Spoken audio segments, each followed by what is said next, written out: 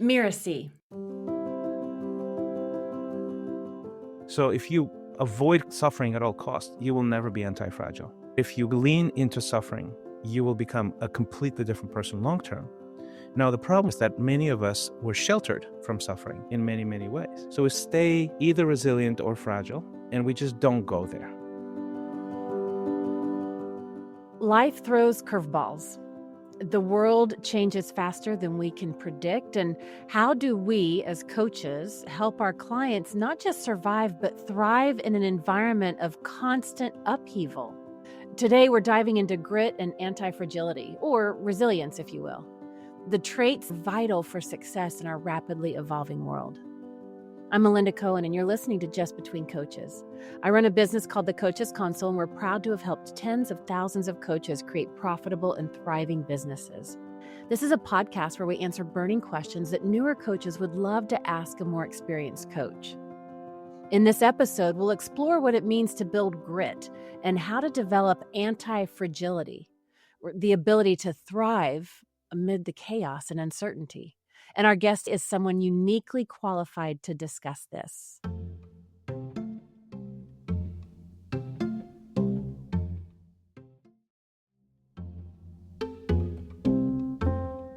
Christian Ray Flores is a visionary entrepreneur, philanthropist, and high-performance coach. His extraordinary journey from a child refugee in Chile to a pop star in Russia and Ukraine, leading philanthropic projects, planting churches, and founding entrepreneurial ventures in the U.S.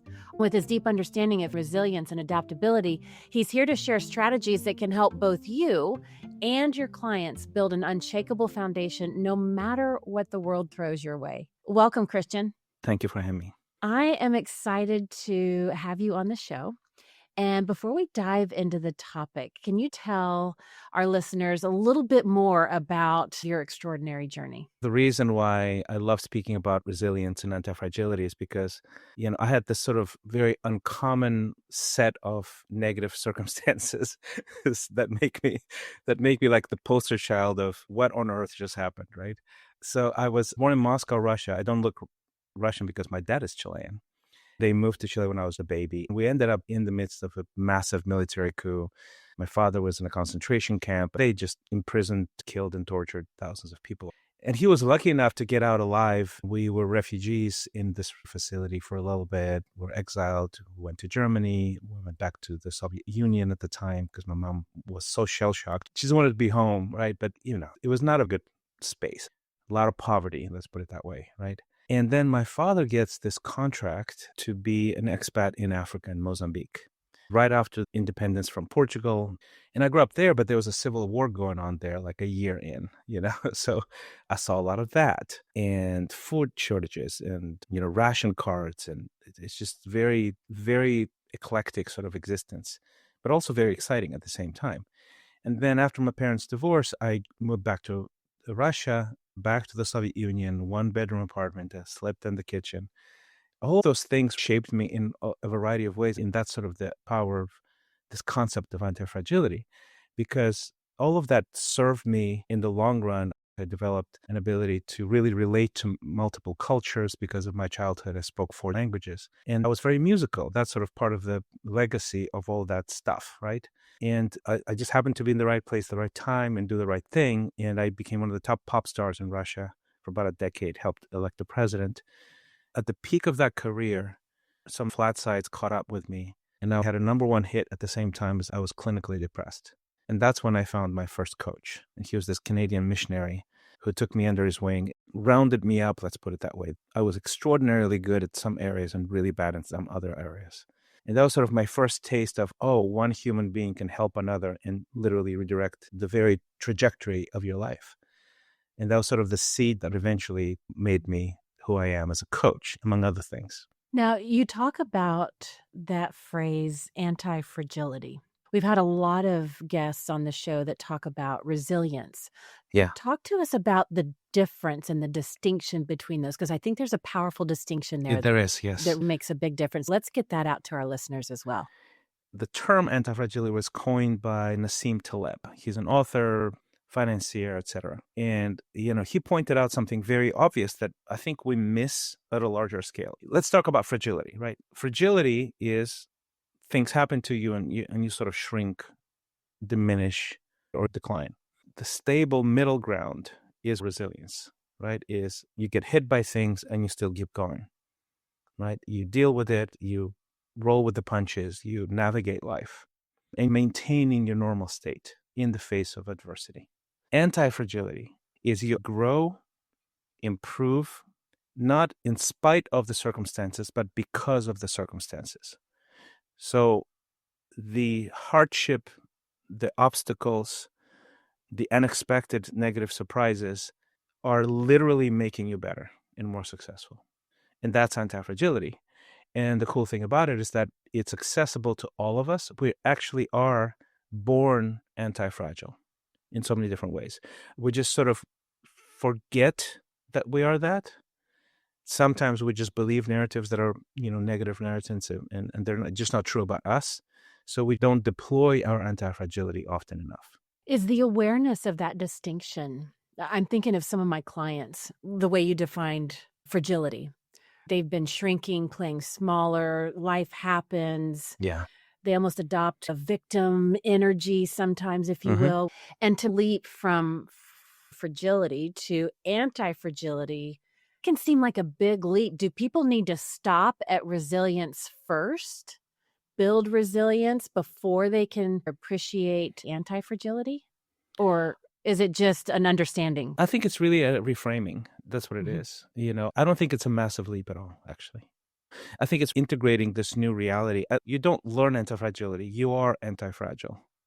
You just don't integrate that into your consciousness. Now, you said we were born with it. Yeah. How do we forget that? How do we lose sight of that? What are the things that contribute to that is helpful to know in the reframing of this? I think that's a mystery, honestly, to me. A lot of it has to do with how you respond to the environment. And your environment, for example, could be usually formed in early childhood, could be not a very nurturing family.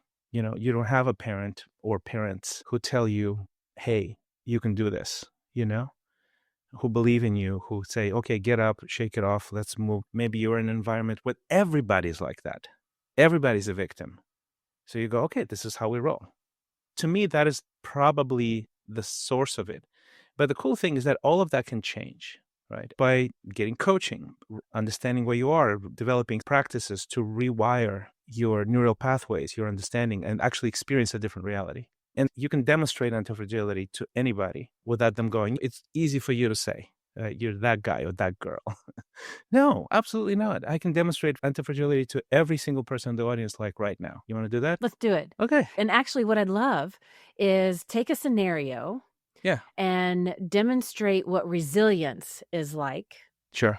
And then taking that same scenario, demonstrate anti-fragility and that reframe. Absolutely. The most foundational anti-fragile being is your physical body. Your physical body is anti-fragile by design. Now, you might not activate that. You stay on the couch, you don't move, and eat sugars and carbs, and your body gets weaker. And so you start believing you're weak and you need the sugars and carbs. Every time you go for a run and it doesn't feel good, and you just stop and you stay weak, stay fragile. Actually, as a matter of fact, with age, you will become more fragile.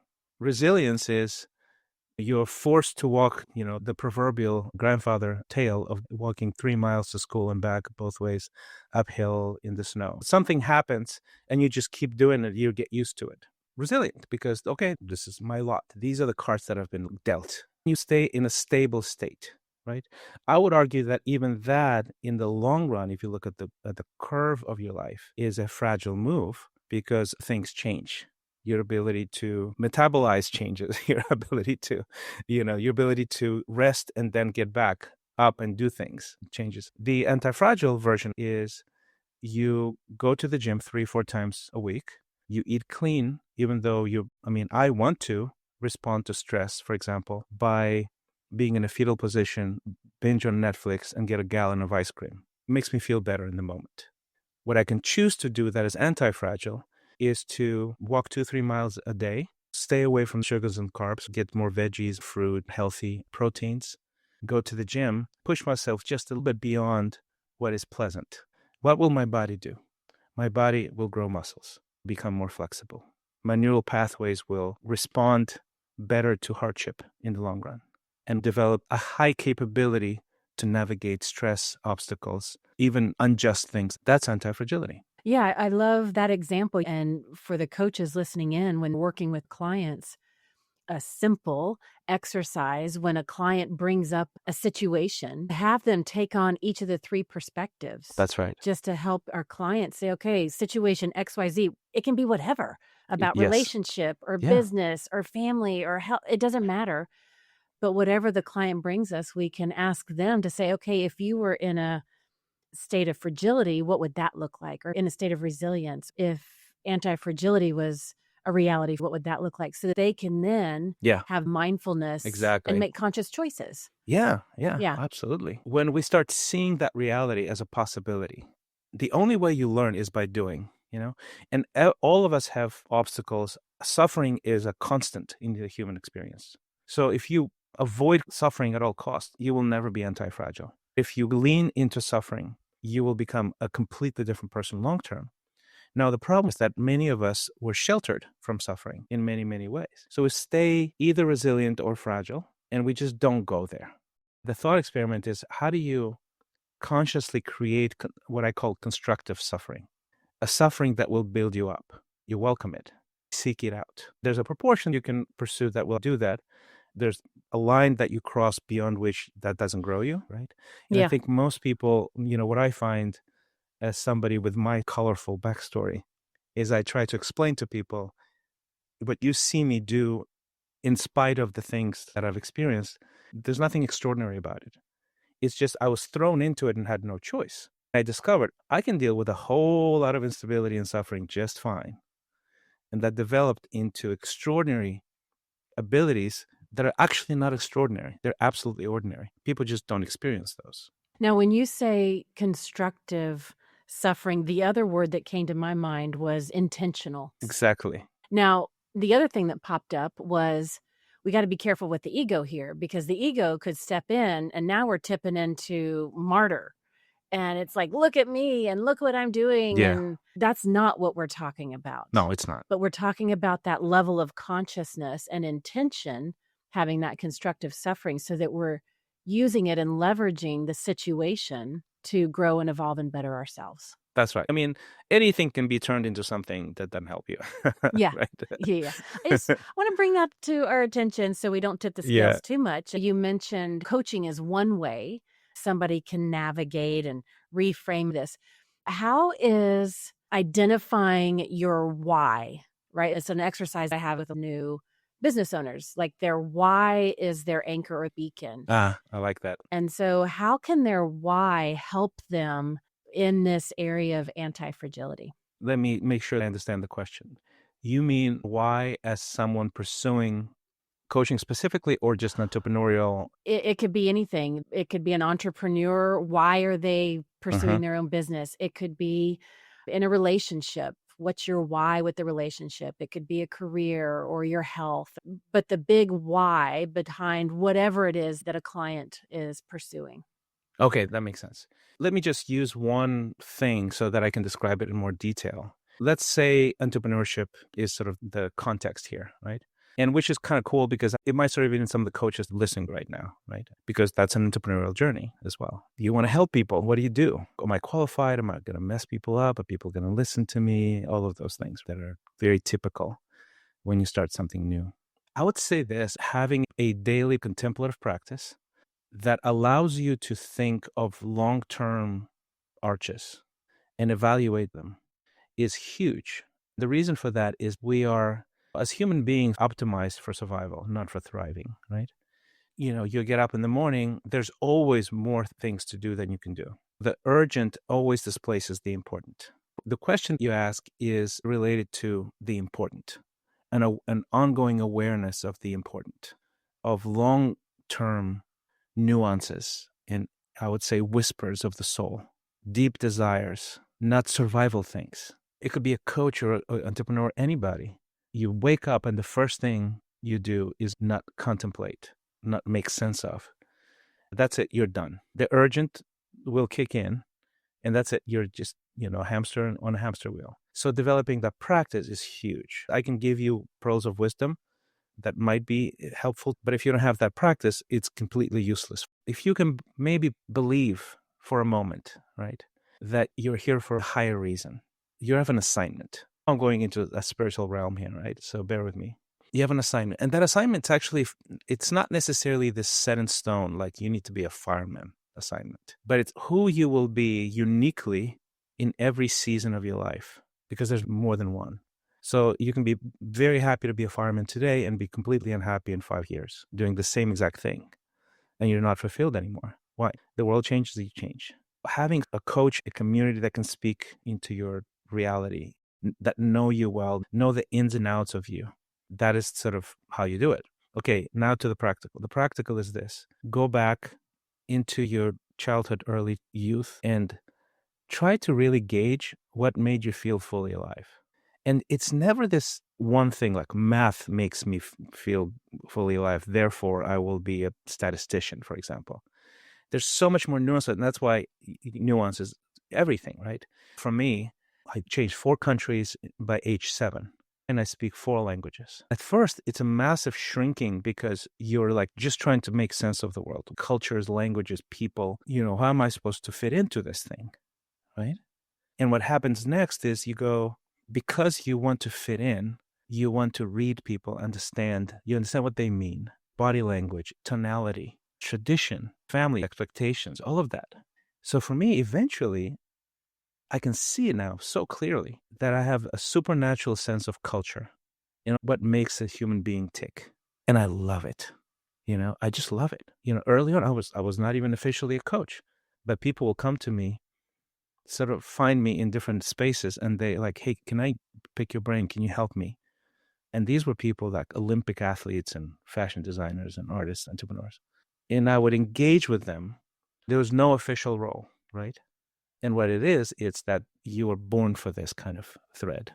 But if you're sort of running and gunning and living somebody else's story, you will never recognize that. You have a supernatural ability that was gifted to you in your early childhood and youth, that you can nurture, develop. Obviously, you'll have some things that you need to learn always, right, to make it something that is significant for other people. I'll give you another example. It's music, right? Never went to school.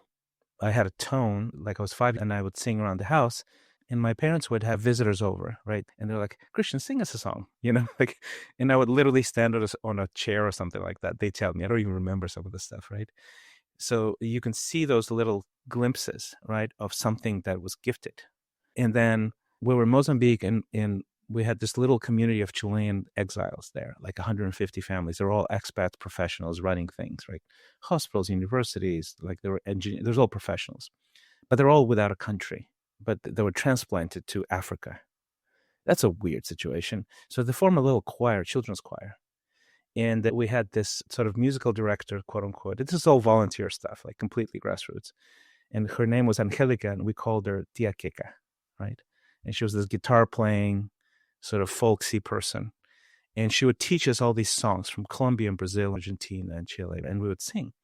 And whenever we'd have rehearsals, I felt like the world stopped and I was in this state of flow. I don't know what that means, but I know how I feel, And then there's a massive pause. We move back to Russia. It's like a completely new beginning. And, I don't even think about a music career, but I start doing breakdancing, and it's like a subculture. And for some reason, I get super into it, like 3-4 hours a day into it, get really good.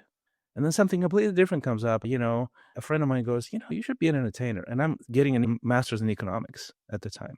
All of my friends are going into finance, banking, and trade and whatever, right? And the rational thing to do is go into banking with this kind of background of mine, or UN or something like that. But what makes me feel fully alive is dancing and singing.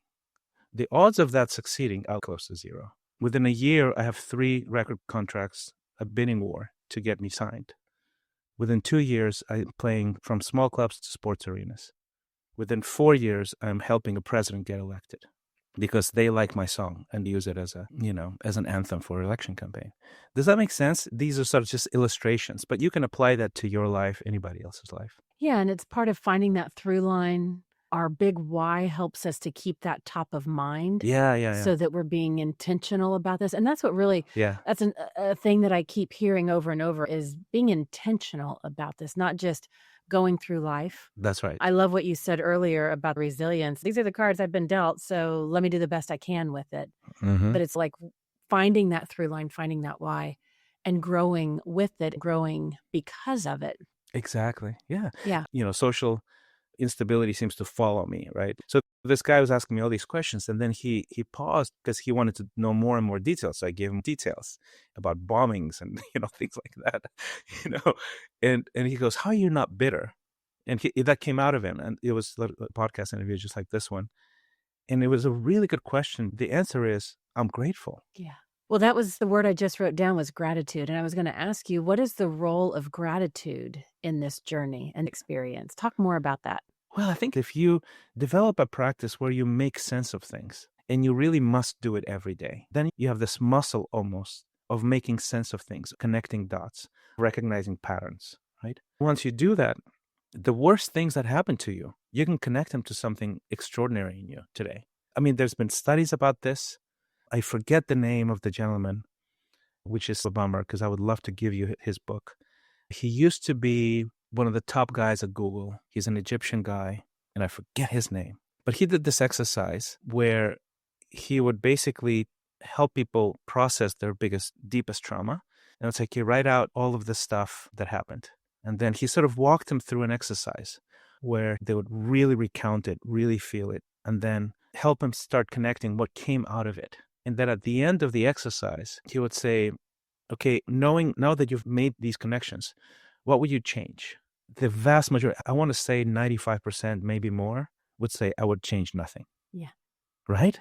Yeah. I went through this exercise yesterday with a situation.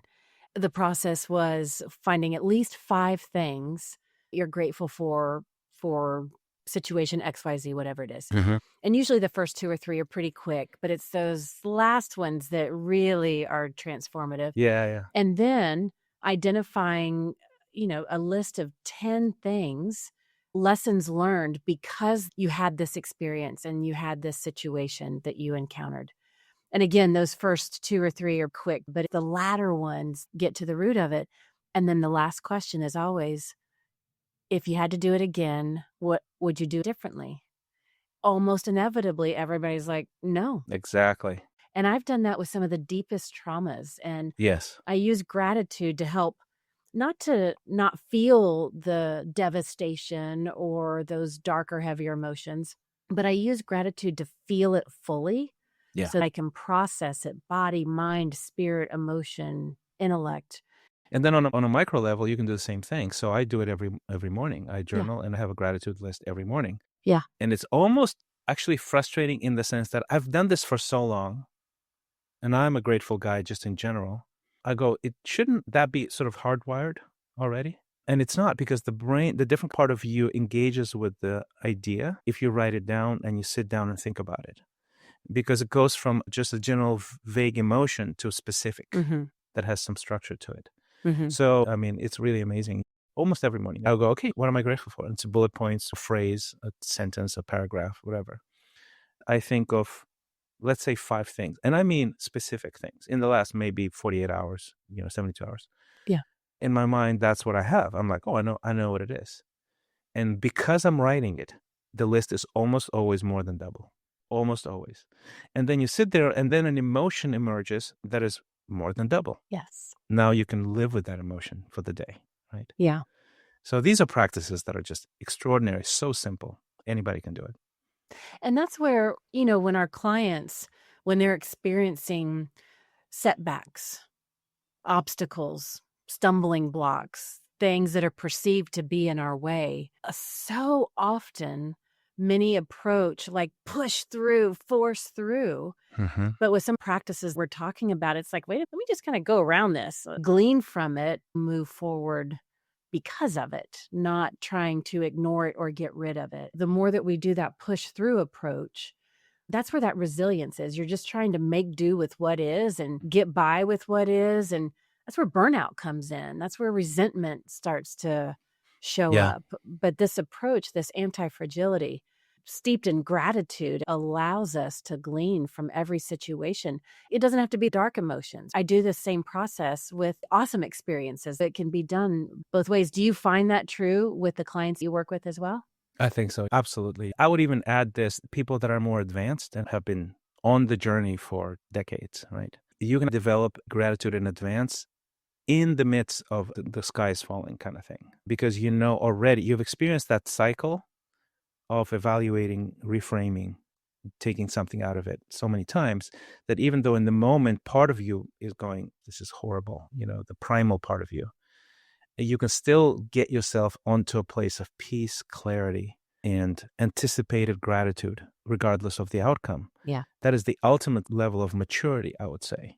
I was 2 or 3 minutes late today to log into this interview because I was speaking to a friend who called me because he's about to enter a meeting that has $250 million on the table that can go one way or another. In our conversation was that of, we wish for the best, but we're grateful for the outcome and for the benefit that comes out of either scenario. That's our conversation, right? Yeah. So he hangs up, and I bet you that his demeanor, his tone, his energy during the call is going to be very different. Actually give him a better chance of a better outcome.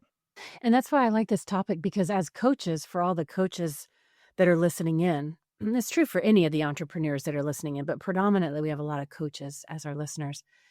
And, we're tasked with holding the space, creating the container for our clients to navigate their life situations to reach a certain outcome.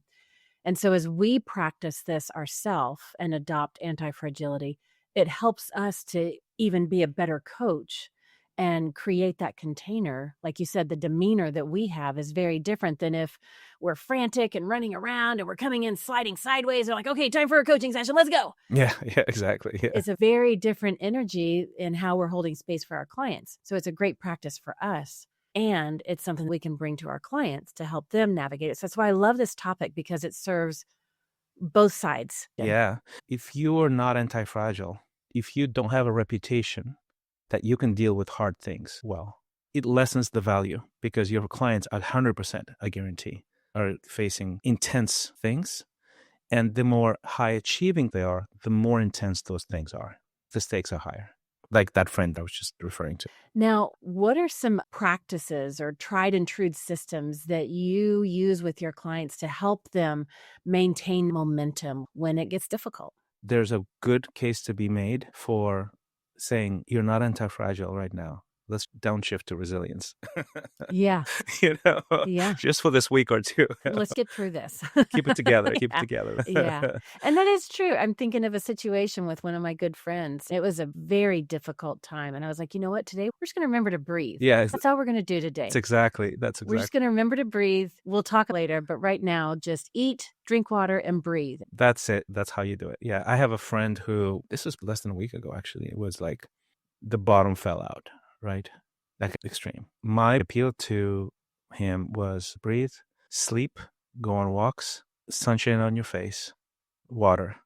And whatever you do, let's develop a system where you don't repeat the destructive behavior. Whatever you do, don't destroy. That's your aspiration for the next couple of weeks. Mm-hmm. Don't destroy. Don't go deeper in the hole, right? And let's come up with strategies for that. Now, we were talking earlier about those contemplative practices, right? And it often goes back to take a walk, get some sun on your face, remember to breathe. A lot of people in that fragility state think there's no place for it, or in the resilient state, they think it's not enough. But it really is those, and I put it in quotes, those simple practices that build such a strong foundation for everything to be possible. Yeah, and I would say simple, consistent, and daily. Yeah. That's it. Now, what haven't I asked you about this topic of grit, anti-fragility, everything that we've been talking about that you think could make a real difference for our audience? Okay, I can think of one thing: apprenticeship. This is actually a really good term to introduce into the coaching world, because what coaches do, the people that are your clients, they're your apprentices. The term and the practice and even the culture of that has been forgotten in a hyper-individualistic community. So, for example, generational wisdom doesn't get passed down the way it used to for millennia. This is new for us as humans. In the last 200 years, that's it. Human history has always been about not just the material stuff, right? It's always been a world bigger because of faith, religion, and spirituality. Now it's shrunk, if you don't have those practices, to what you can see and touch. It's always been about wisdom and older people passing wisdom and younger people sitting at the feet of the older people and learning in a very immersive way. So what's the upside? The upside, we can try new things. We can just go anywhere. We don't stay in the same village, city, or state. We just change jobs all the time. What's lost is a continuity of wisdom and an accumulation of wisdom. It's all very abrupt. And there's upsides to that, right? And there's downsides to that. Okay, back to apprenticeship. What is apprenticeship? Or you could see old texts like the book of Proverbs that talk about the wise men at the gates of the city. They just sit around and they're accessible. They have discussions about everything, commerce, marriage, power, money, all those things. And that's a ecosystem of wisdom that's there. And you can ignore it, but it's embedded in the collective consciousness, I think. The Jewish rabbinic tradition has this saying, may you be covered by the dust of your rabbi. What does that mean? The rabbi would be traveling, and the rabbi would pick the best of the best. People would literally drop everything because the understanding was that wisdom is the golden ticket. It's not employment, not a new job, not this shiny thing. Wisdom is the most valuable thing. It's not about knowledge, it's about applied knowledge. It's about seeing the whole picture, not just knowing how to play the game, but seeing the whole game. That's wisdom. And the only way to gain that is by following and apprenticing under somebody. In the ancient world, you walk down dusty roads in your sandals. And the eager apprentice is following so close, he's covered by the dust of the rabbi, right? So apprenticeship, to me, it's the ultimate accelerator of antifragility. And actually, as you probably have heard it and said it many times, every coach should have a coach. Yes. For that particular reason, apprenticeship, right? And I think if a coach can convince somebody who's working with them that it's not about me making you rich in a week, like all of that is just garbage. And also it's less valuable. Even if I was able to do that, which I can't, the ultimate value is wisdom. It is connecting dots that are on the surface completely disconnected. Is navigating life in its entirety. That's wisdom. So the best move I've made in my life is that first guy that I met there was not even coaches in that environment. He was a missionary, Canadian missionary. And he has this wisdom about him. And I was a hotshot, 26 years old, influencing millions of people, a celebrity. And I had this deep, deep understanding that if I learn to live on a higher level, all this is useless and will make me miserable on top of that. My sort of smart move was to go, I suck at life, basically. That's the defining thought. From the outside, no one would think that of me. People are jealous of my life. And I'm looking at my life going, I suck at life. I'm in the top 0.1% of artists in my space, but I suck at life. I just don't know how to do this. And then in the presence of this guy, his name is Andy, he has what I don't have. I turn to him and I go, how can I get what you have? That's what I said over dinner. And he's like, I'll teach you if you do what I say. And I'm like, all right, let's go for it. The smartest thing I've done. I said, this is the guy. And I'm going to say, do everything this guy tells me. Everything.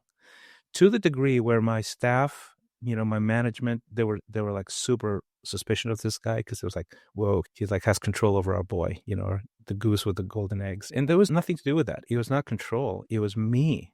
I said, I will be your apprentice and I will do things I don't want to do, but I trust you with my life. Will you tell me how to get there? And he did. And I'm here because of him. I love it. So let's summarize a few things that we've talked about today. I love all the different ways that we got into the distinction between fragility, resilience, anti-fragility, and just really moving beyond. I think in our industry, resilience is a big word. And I love how you're taking it to the next step and the next degree. I love the nuances that we got into about how to reframe and rewire it, whether it's through coaching or through identifying that big why, knowing your priorities. We talked about that awesome conversation with gratitude and how you brought in constructional suffering to Yeah. leverage it, and what you just shared about being an apprentice. And so, Christian, thank you so much for sharing your wisdom with our listeners. It's truly my pleasure. Thank you for having me. Thank you for listening to this episode of Just Between Coaches. And a big thank you to Christian for this conversation. You can find out more about him and his work at exponential.life, XPONENTIAL.life. You can also check out his weekly newsletter at christianrayflores.com. You'll find the links in the show notes. Again, Christian, thank you so much for coming to the show. My pleasure. Just Between Coaches is part of the Mirasee FM podcast network, which includes To Lead as Human and Neuroscience of Coaching. If today's episode gave you fresh ideas for your business or sparked questions about grit and resilience and anti-fragility, we'd love to hear about it. Leave us a starred review or share your biggest takeaway on YouTube at Mirasee FM or on your favorite podcast player. I'm Melinda Cohan. Thanks for listening, and I hope to see you next time.